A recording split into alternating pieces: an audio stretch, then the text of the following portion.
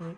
So it'll take whatever's in the source too. So in this case, like if it was to run right now, it would take this kind of sample, and it would put it inside search temp, and then it will tell the next two states to be search, then temp searched. So if you go to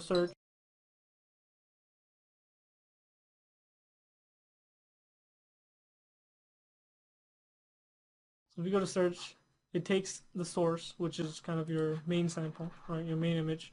It takes the search temp, which we set the last time, and it does some algorithms on it in this block. We need to set some parameters using this block and these two values. But like if you open this up,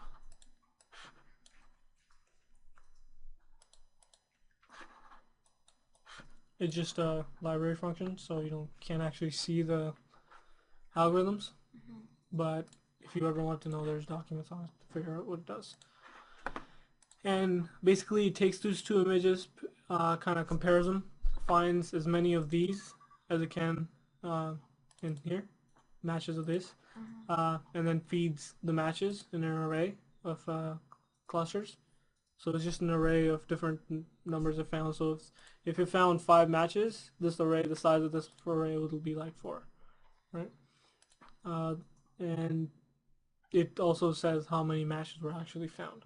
So we put all that information inside matches temp. So these are both temporary, just to take note. The temp means those are temporary. So whenever you want to do a search, you need to send your state, your state machine into search, and you need to give it some information to search, right? So if you ever want to search anything, you would put your sample image inside search temp, and you would do the search, and then you would have to tell it what to do right after the search, right? Because these values will stay in temp, but it's temporary. You need to take care of it right away, right after the program executes. So like if you go back to search temp, it told it to right after it searches, go to temp search to deal with those temporary values. So it goes to temp search. So right after it searches and it finds all those matches, it goes into here. So it takes out all the matches found, right, and it puts them in here. What this does, it draws the actual boxes around it and puts a kind of dead center thing on it, and it puts it into this local variable, which feeds a value back into this indicator. And one more thing it does is that it first of all shows how many matches were found, right, and it also makes that value into a string and concatenates it with this, so that makes the text, so whatever number matches found. And this is a little sub VI that I made. All the sub VI does is it takes the state that is the list of states that are the status that has already been made, and adds this to the very top, right?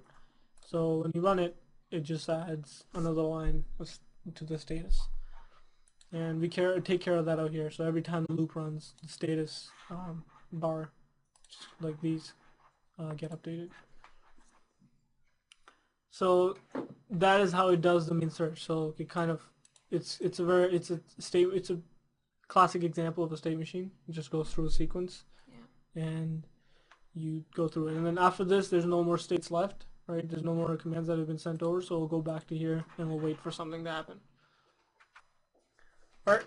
Do you guys have any questions so far? No. Alright, so the next thing we're going to talk about is how the find all function works, because it's also searching, but it kind of uses the same framework to achieve a different goal. So the point of this is that you can use the same sort of steps in order to achieve different kind of goals, right? So no matter what you wanted to do, you can still use the same. You can still notice similarities between how everything is done. So it kind of helps debugging and everything, and figuring out how to do something. And even if you were going to hand the code off to somebody else, it would be easier for them to interpret it if they understood the basic concept. This is the find all case. So when the value of this changes, it runs the state, and what the state does, it says that the next 3 states should be read archive, open archive, and search prep. Can I connect to Sorry? for the find all? No, it's not necessary. We just put it in here so that it makes it easy to track what every button does, because this button is responsible for the state executing. You just don't have to connect to anything. Okay. So the next state would be read archive. So you go to read archive. All this does is it opens up the source folder, which is specified here, and notice how it's not reading the control, it's reading whatever was in the shifter, right? So this could have changed by some other state could have changed this value here, right? So it's open. This is the shifter's kind of like open to all the other different states to use. So it doesn't use the cluster. It doesn't use the actual control or like a local variable or something. It reads it right outside the shifter, which is kind of important to keep the same framework. It goes inside this folder, and then it searches for everything that has .png in its name, and then everything that it finds. So basically all the PNG files that it finds, it puts it in an array, like their file names, in an array, and puts it inside the archive file name value inside the shifter. So now that value has been stored inside the shifter, so it can be used by anyone else. So the next state is open archive. In here, we find out how big this array is. So and we will run this for loop as many times as necessary, depending on how big the array is. So if you only have 2 elements, we only need to open 2 elements. We only need to run this twice. So that's what the for loop is used for here. And then after that, it takes that archive and kind of indexes it, so finds the first value, second value, third value, because we don't want to open the same thing twice. It's just unnecessary.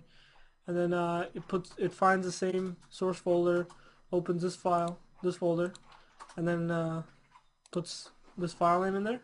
So in this case, it would look something like, desktop, enable my Lego, saved scans, /yellow1.png, and that's the end. That's what this path will look like.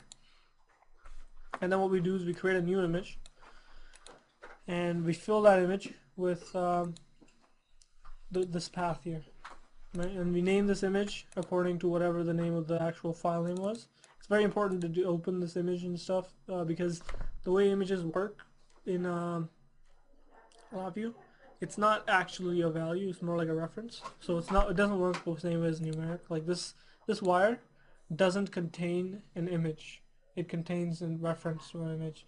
So even though this array here is called all images temp, it actually contains a bunch of references to images that are saved on the memory, right? So like even in the very starting, like in the initialize loop, this is what runs the first thing, right? See that this is the first thing that runs. We go to create new images, where we create all the images that we're going to be using throughout the program, because the images again are just references. So every time we use a new image, we have to create it. So if we go back to Open Archive, so what it does, it basically gets the file path, opens it. So it basically just takes all these and opens it and saves it in the memory. That's all it does. And then the next state will be according to this search prep. Goes to search prep. And search prep takes this value, which was set in the old case. I can show you that in a second. Does a -1 and does an index array, because in array the first value is represented by 0. And again, we set that in Open Archive. So basically what we do here is that same number, like how big this array was, also goes into required iterations. So it finds out how many times we're going to have to do a search. Okay. So, and then again it puts in the search temp, the same way we saw it when we did a normal search with just one thing. It puts the image required to be searched, the sample, inside of search temp, and it puts the next 2 states to be search and then search post. So we go to search, exact same thing again, and then it puts it into the temp, search post, takes those values out, it takes the matches, and all this loop does is matches whatever was found, so like the actual matches cluster, and kind of links it to which which actual block it refers to. So all it will do is it'll take the search temp. You'll find out what the name of the image is, right? So because if you remember when Open Archive we named the images required depending on their names, their file names. So it finds out what their name is. So if it's a yellow 3 image, this value will end up being yellow 3. This is the enum of the same type def as the bricks, Yeah. right? So what this will do, this while loop will cycle through every single different kind of brick it can be, and try and match it to the name of the image. And if they match, then you know which image you're using. And if it matches, then this while loop won't run again. It will return a true. And if it doesn't match, then it will Run again. yeah, we'll just keep running again and again until it matches. And and if it does match, it will take that value and place it in here inside this all matches cluster. All matches array. This is the array that kind of holds everything. It holds all the final matches, right? And the values on this correspond to this enum here. So if you were to go like probe this, if you were to probe this or open it inside this shifter here, if in all matches, say the first value, if the first cluster had an array of size of like 4, that means that there were 4 red ones found. See how that works? So it kind of corresponds to what the value in the all matches is, and that's what the job of this while loop is. And then the second thing it does is finds out if we're done, right? If that was all the iterations we need to cycle through. If it is, then it will go to search end. If it's not, it'll go back to search prep, and search prep will do the exact same thing and keep going until all the different searches have been done. And it also does a -1 to the required iterations, because the required iterations is not actually how many iterations you need in total. It's how many iterations you need still. And then after that, it takes the file name and this just makes the status. So all this does, it makes the line, 12 yellow ones matches found. That's all this part does, and feeds it in here, right? And then after this, it's either it goes back to search prep, or it goes to search end. If it was the last one, then in search end. This is a loop that you still need to work on. There was a problem where this wasn't properly plotting the rectangles and so on. It wasn't properly doing it. I haven't actually done it much debugging on why. Sorry? What do you mean it's not probably plotting Look here. Let me show you. If you do a find all, Okay. see, found like in total, it found like 8, 6, like 9 matches, right? But it only plotted that one. 9 matches? Okay, yeah. Right? But it only plotted that one. And I'm not sure why it's doing that. I just haven't looked into it. So you guys are probably going to have to figure out why. But I figure it's not going to be too difficult to figure it out. Yeah, that's what it is. Do you have any questions about that? Anything? What about the functions? Just about the front panel. Like, how did you do the user interface? User interface? Yeah. I use system Okay. icons and stuff. Most of these are available, like a ring, Okay.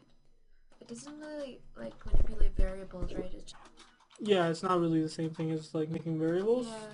but images are kind of like making Yeah, variables. exactly. Images work pretty much exactly the same way as Yeah. variables, but normal data doesn't. Like for example, this is never named. Whatever data is in here is never named, Yeah. but it just the way you pass it through makes it end up being representing something. Yeah. So you don't really, it's not the same thing as variables, except images are exactly like variables. Yeah, that's about it.